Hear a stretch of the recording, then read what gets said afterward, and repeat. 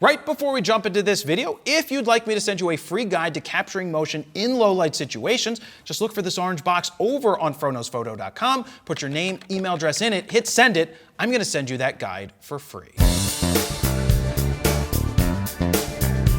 Jared Polin, froknowsphoto.com, and this is a comparison between the Nikon Z6 III, the Canon R6 Mark II, and the Sony A7 IV. Now, I've taken each one of these cameras out into the real world and have done real world reviews of them. You can click the links down below to see the videos that I've done so that you know that I have used them out there and have used them in many different situations. So this video is designed to help you decide which one of these cameras might be the right one for you. If you do not have a camera today, well, one of these cameras might be the best choice, and that's why I'm going to go through all of the different specs and share my personal experiences using these to help you make the best educated decision possible. Now let's start by jumping into the specs by going with the image sensors inside of these cameras, starting with the Nikon Z6 III. It has a 24.5 megapixel full frame partially stacked sensor, which is powered by an Expeed 7 processor. The sensor has the fastest scan rate in a full frame camera that's under $4,000. The Canon R6 Mark II has a 24.2 megapixel full frame CMOS sensor that's powered by a Digic X processor, and the Sony A7 IV has a 33 megapixel full frame BSI CMOS sensor that's powered by a Bionz XR processor. Now keep in mind here that the Nikon is the newest of the bunch up here on the table. It is less than 5 months old at this point when we're recording this. The Canon one is almost 2 years old at the time of recording this, and the Sony A7 IV is over 3 years old at this point and is probably the one that's going to be replaced first amongst all of these. Now, it's impossible to make a video where we're like, well, all these cameras came out at the same time. They all have different release schedules, and in this time around, the Nikon is the newest, so take all of that into consideration when you are making your decisions. Now, in terms of the image sensors here, I mentioned that this has a partially stacked sensor. Stacked sensors generally have what's called a faster readout speed. Where that comes in handy is when you're using the electronic shutter, because the electronic shutter doesn't use the mechanical shutter, where you don't end up with any jelloing effect. Now, with all of these cameras, you might end up with a little bit of warping, some with a lot of bit of warping. You lose a check mark already for having a lot of warping. Bad camera in terms of warping. We'll get into check marks in a minute. But all of these cameras are going to have what's called rolling shutter to some extent or the other, but the Nikon is going to have less of it in most situations because of the stacked nature or the partially stacked nature of their image sensor. And it's the first one to implement that partially stacked technology. I do think in the future you'll see that come to other cameras or possibly full stacked in the next generation of these models, but keep all of that in mind when you are making your decision because some of the cameras are newer than the other. In this case, we're going to give a check mark to the Nikon because it's newer and it has a pretty nice sensor in it. Now let's move on to the lens mount. The Nikon has what's called a Z mount, the Canon has an RF mount, and the Sony has an E mount. Now all of these cameras here are going to have some sort of third-party support from lenses at some point.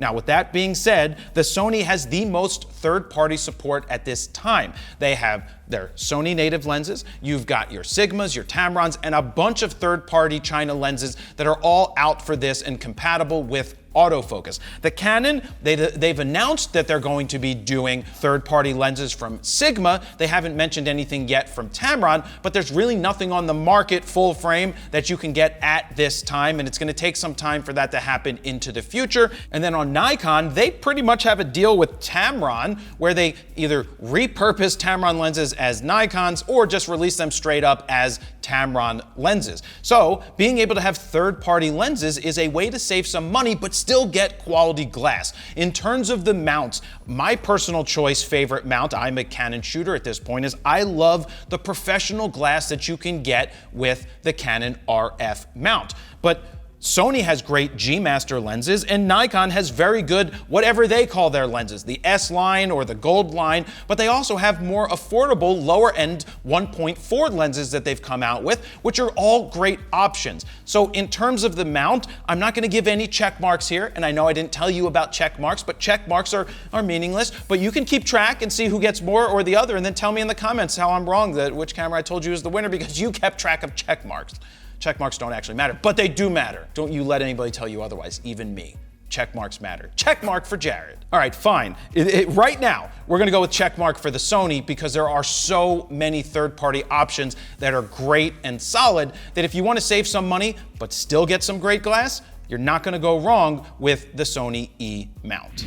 Let me jump in here real quick because I wanna show you Fro Pack 4, our custom Lightroom presets, in action on this photo right here, starting with Brooklyn C41, which gives it that awesome filmic look. We've got copper tone, high C, kaleidoscope, saltwater taffy, as well as thick. But check this out, exclusive and all new to Fro Pack 4, we have 4 custom adaptive Lightroom presets, starting with Face Enhance. That's gonna save you so much time. Check out the before and the after, it's amazing. We've got full body skin enhance, eye only enhance, which I use quite often, and blur background. But one more thing I want to show you from Fro Pack 1, my favorite preset. With one click, we've got Skittles, and it looks amazing. So look, if you want to speed up your raw workflow, give yourself a great starting point, or you're just tired of other people's presets sucking, as you can see, our presets don't suck. We created 14 all-new custom Lightroom presets that you can check out right now at fronosphoto.com/FroPack4. While you're over there, you can play with the sliders to see the befores and the afters. And if you decide to pick them up right now, they're currently on sale. Or you can get the Grand Slam bundle that includes Fro Pack 1, 2, 3, as well as 4, and of course, it comes with Skittles, and you will save even more. Now, let's get back to the video.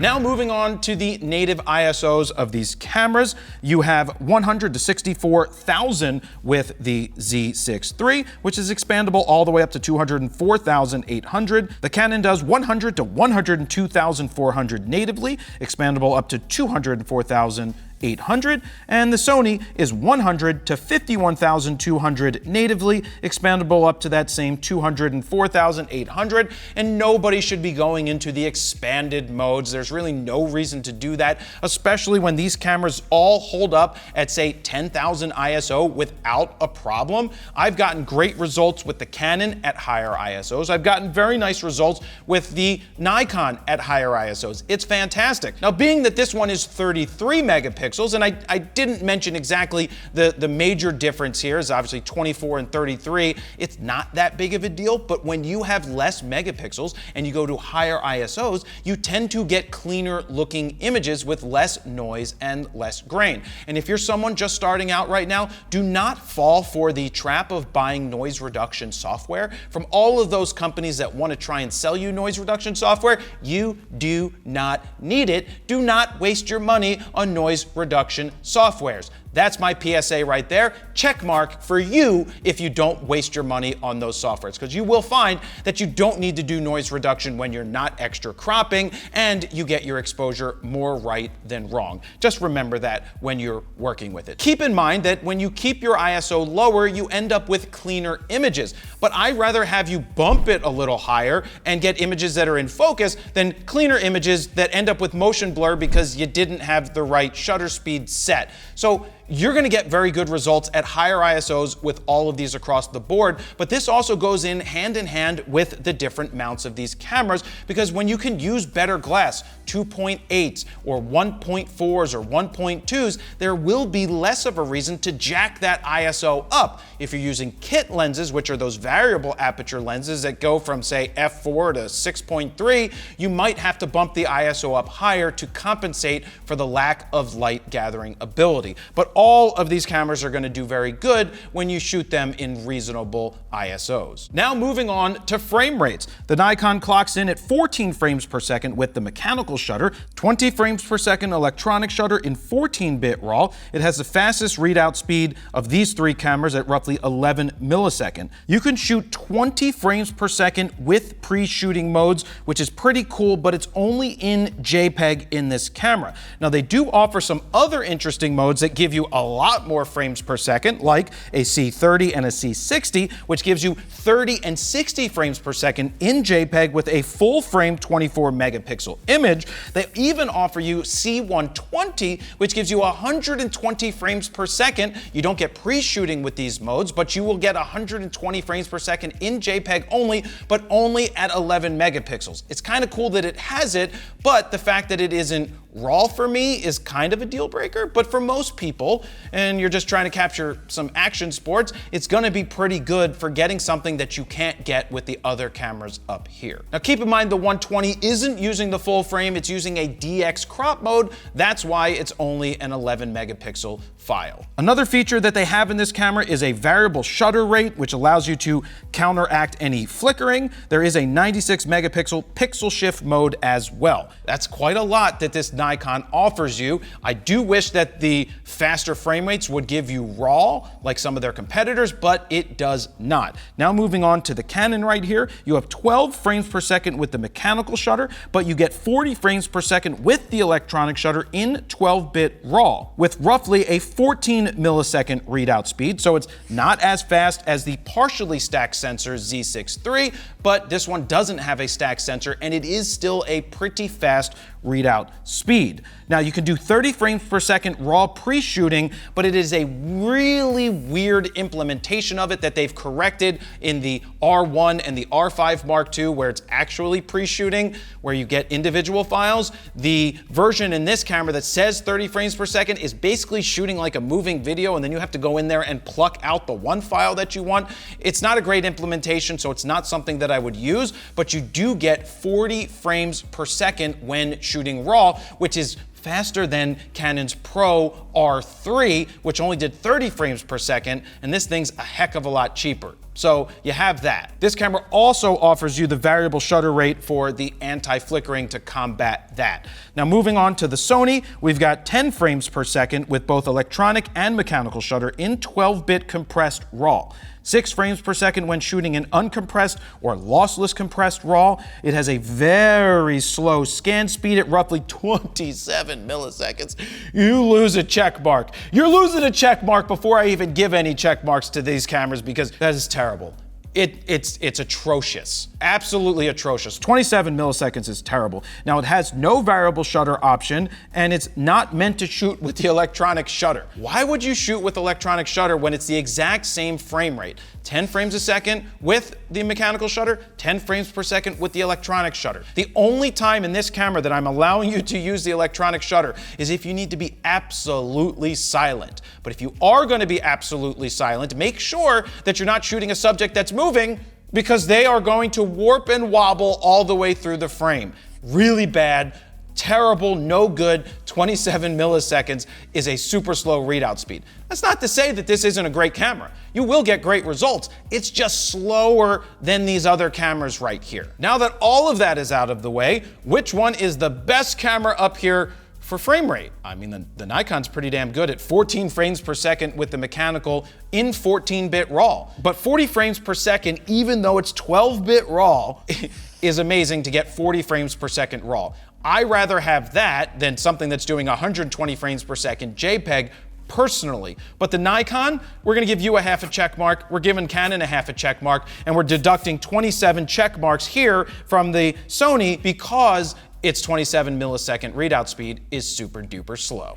Let me cut in here real quick and let you know that this video is brought to you by Squarespace. If you're looking to build your very own online portfolio, use what I've been using for almost 15 years now for my personal website, because it's simple, easy, affordable, and I don't need to know any coding. To get a 14-day free trial, head on over to squarespace.com/FroKnowsPhoto. If you decide that it's for you, use the code FroKnowsPhoto at checkout to get 10% off your first order.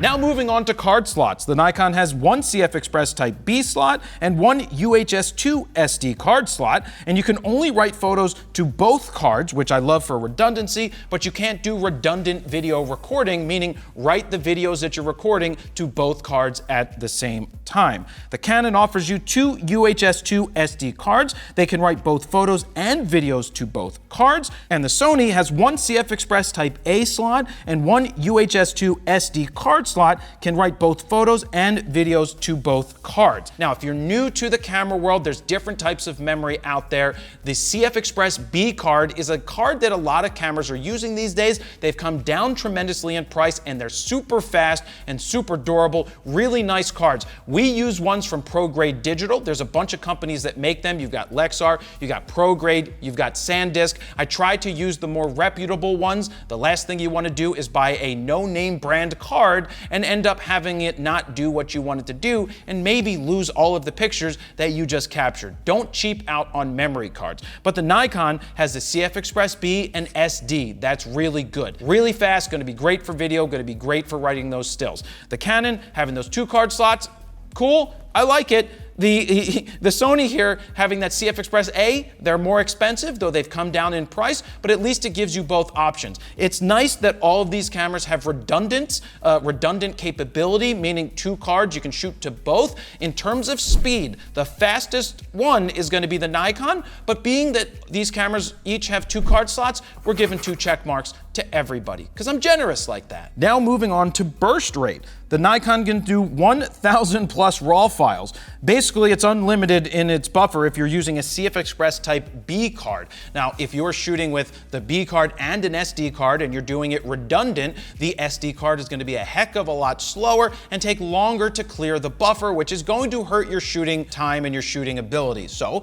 if you're just going to be shooting with the 1 card, so be it, make sure it's the CF Express B one because it is extra fast. Kind of why it should have like an extra quarter of a check mark for something, because that card is well worth it. Now on the Canon front, you get 75 when shooting the electronic shutter at 40 frames per second and 110 RAW files when shooting mechanical at 12 frames per second. You are limited because of the write speeds of the SD cards. It has to clear the buffer and then write to the SD cards, which are not nearly as fast as the CF Express B and not as fast as the CF Express A. Now the Sony can do 828 RAW files, basically unlimited as well, because its buffer can clear much quicker when you're using the CF Express Type A card. You can see the difference in speed. You don't get as many files with this, but 800? You know, you can only hold your finger down for roughly 2 seconds at 40 frames per second here, so they're not getting a check mark, but if you're holding a shutter down for 2 full seconds, there's a problem.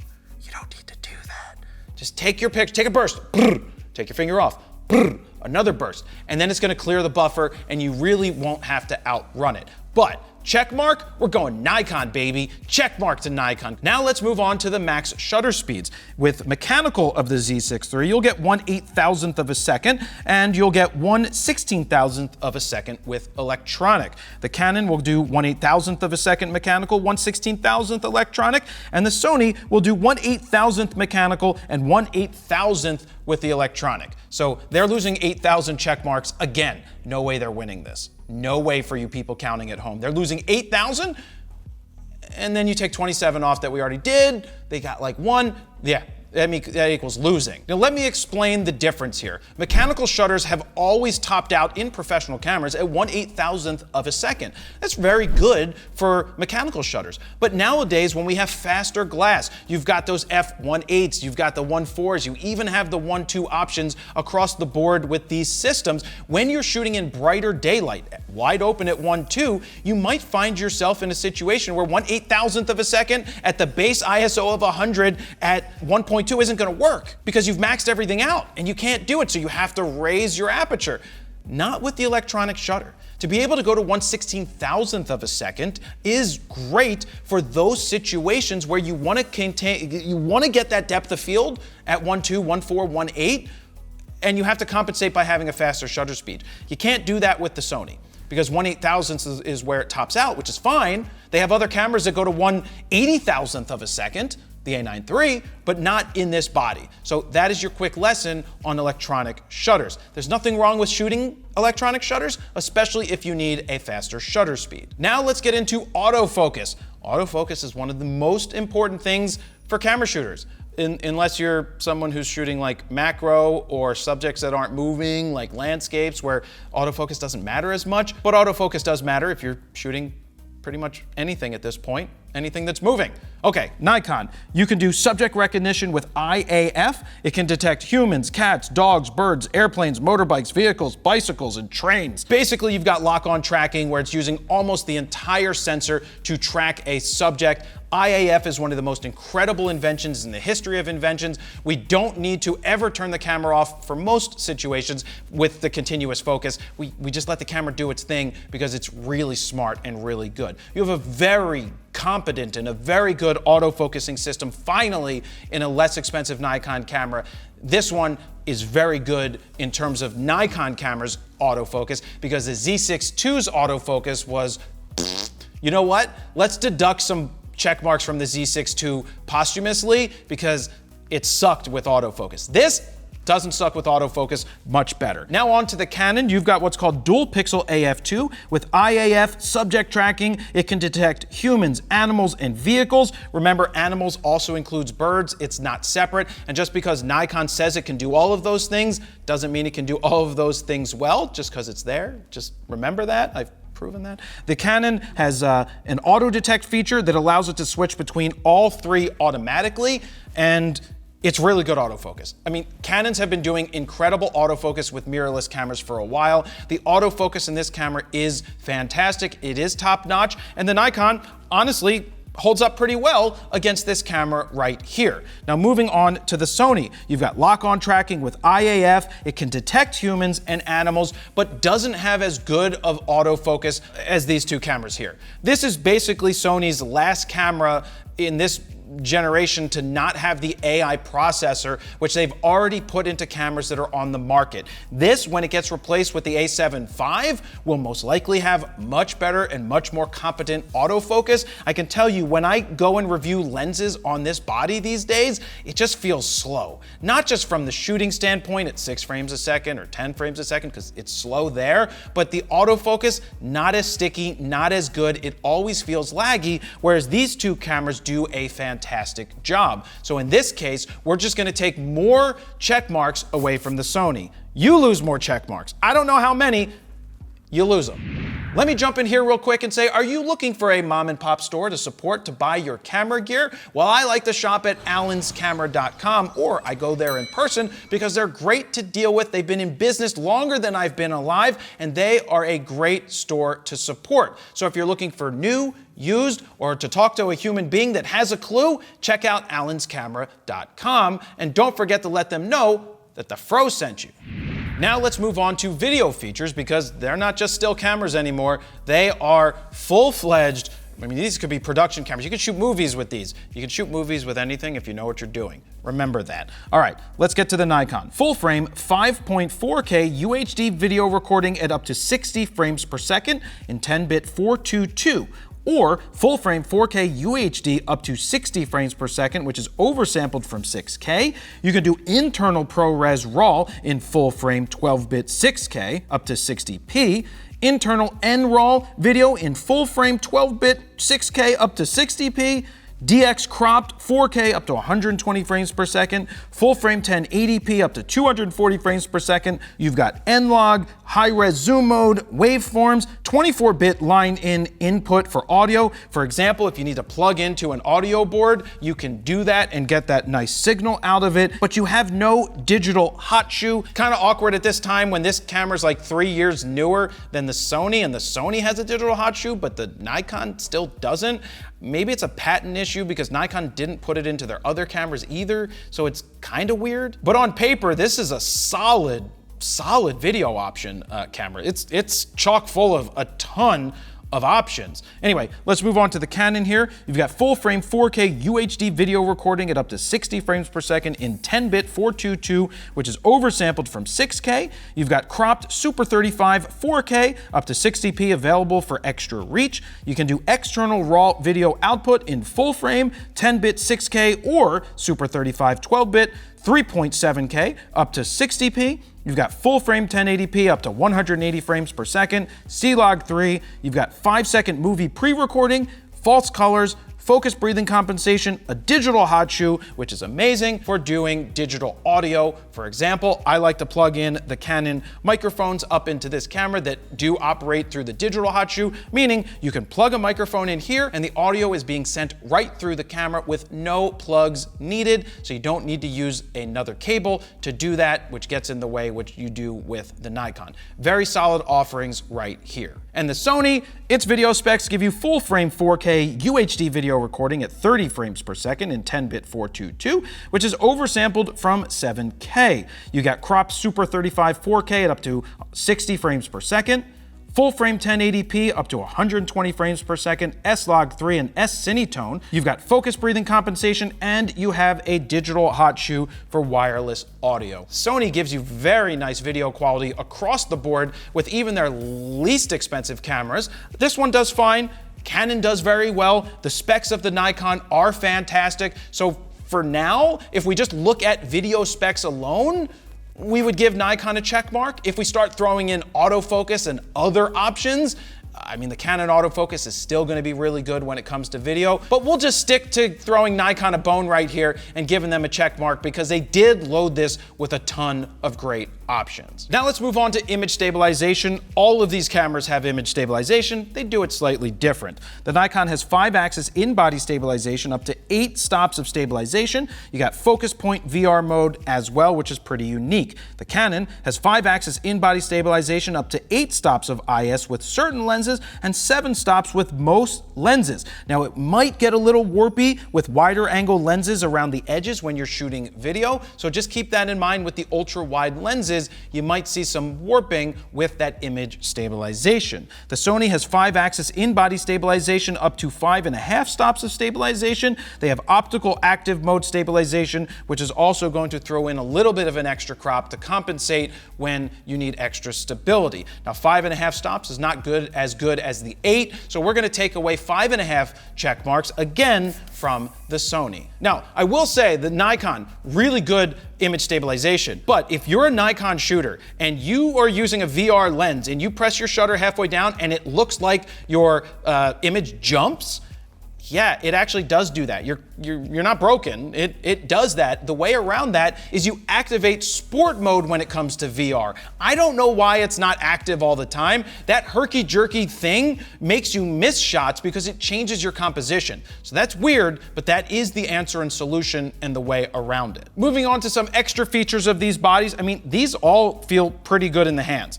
The Nikon feels probably the best in the hands. The Canon feels second best. And again, this Sony, it's not that bad. Sony's done a better job of making it better across the board, but in terms of HDMI ports, you've got a full HDMI port in the Nikon, but you have no sensor protection or sensor shield, meaning there's nothing that comes down and blocks that sensor when you turn the camera off. The Z8 and the Z9 does have what's called a sensor shield. When you turn off the camera, a sensor comes down. In essence, it's like a shutter because that camera doesn't have a shutter, and that's probably the reason why, or it doesn't have a mechanical shutter, and that's the reason why that this camera doesn't offer that as well, because they have to have a mechanical shutter as well as the electronic shutter, so it's not doing it. They probably could program it to come down and protect, but it's really not necessary in most situations. You do have a top LCD screen on this camera where the other two don't. Not a big deal anymore because everything is just done through the camera at this point or on the back of the LCD screen.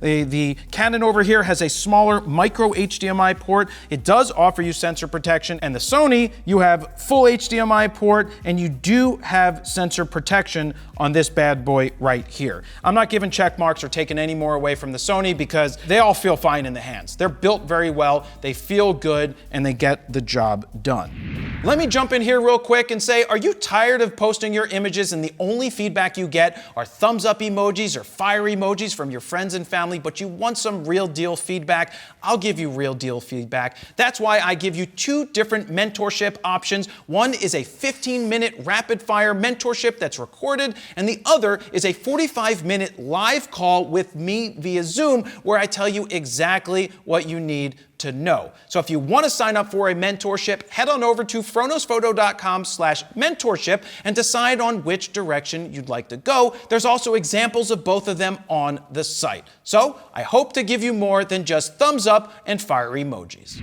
Now let's move on to the viewfinders. The Nikon has a 5.76 million dot EVF with 120 frames per second refresh rate. It is the world's brightest EVF that outputs 4,000 nits of peak brightness. Wow, 4,000 nits, as if anybody knows what that is. It's bright, it's good. To put that into perspective, the A7 IV only outputs at 700 nits of brightness, which means it's going to lose another 700 check marks. I will tell you, the EVF inside of this Z6 III, fantastic, top-notch, bright, clean, but being bright does not always translate to being good, so keep that in mind. It might be overly bright in some situations. Still a very nice EVF. The Canon offers you a 3.69 million dot EVF with 120 frames per second refresh rate, and the Sony A7 IV gives you a 3.68, it's even less. It's even less than the Canon. You're losing another dot right there. A 3.68 million dot EVF with 120 frames per second refresh rate. You know, after using all of these cameras, it feels like the Sony has the not as good as an electronic viewfinder because of the 700 nits of brightness. It just feels a little bit smaller. The Canon's pretty small too, but it's nice, it's clear, it works, it gets the job done. The Nikon is the best one right now, and it is the newest, so that is pretty good. So we'll give them a check mark for electronic viewfinder. Moving on to the LCD screens, you've got a 3.2 inch 2.1 million dot vari-angle touchscreen with rotating EVF info when you're shooting vertical. That's pretty cool. When you're shooting horizontal, the info's at the bottom. When you flip vertical, it rotates it and the info is at the bottom. That was one of those things you always had to read everything sideways way back in the day. So 3.2 inch screen, very nice. The Canon here has a 3 inch 1.62 million dot vari-angle touchscreen with rotating EVF when shooting vertical, and the Sony has a 3 inch 1.03 million dot vari-angle touchscreen that does not rotate that info display. And I've said it for years that the screens on the Sony, for a company that makes TVs and OLED displays, is atrocious and not very good. And while we're talking about LCD screens, guys, if you're new to shooting, the proper way to shoot a camera is you hold it up to your eye when you're looking through it. If you need to shoot high or you need to shoot low, flip that screen out. You can go high, you can go low there, but 99% of the time you're shooting, please use the electronic viewfinder. It's just the right way to do it. I know a lot of people are used to holding phones out in front of them. Don't do that here. The EVF is the better way to go for stabilizing as well as getting your composition right, and you also look more professional. So, best screen here, Nikon's getting a check mark right now. Now let's get into pricing, because you might be price shopping out there. We've got the Nikon coming in at $2,496.95 at the time of recording this. It's also the newest one, so there's less rebates and less discounts at this time. The Canon on sale right now is $2,000. Normally it's $2,499, and the Sony is coming in at $2,298. They're all priced very similarly, as you can see. The discounted price of $2,000 is a massive steal for a Canon camera like this. I know I've been harsh on the Sony. You can get very nice results with any of these cameras. The Sony will get nice results, but when you put it against these other two cameras at this time, it's looking like not the camera where I would enter the fray if I was deciding on Nikon, Canon, or Sony. There's a lot of reasons for going with one versus the other versus the other. I have my own personal reasons. As I said earlier, I shoot with Canon predominantly when it comes to stills, but started my career off from 15 years of age till 39 years of age using Nikon. Like I said, great results. And I've also did 2 years of shooting Sony before I switched over to shooting Canon. Lots of pros and cons to go either way. You have to decide which one is the right one for you. The Nikon is a very enticing camera. They did a great job with it. I do suspect when the R6 Mark III comes out, it's probably gonna do a nice job and a nice number on this bad boy, but this is a great camera. This is a great camera. This is gonna be a very good camera if you wanna go that way. Just try to save that money and invest in glass. Which camera here do you think is the one that you would go with? Let me know down below. I understand that this is a long video, but these are big decisions that you have to make. And that's it, guys. Thank you very much for watching. Jared Polin, FroKnowsPhoto.com. See ya.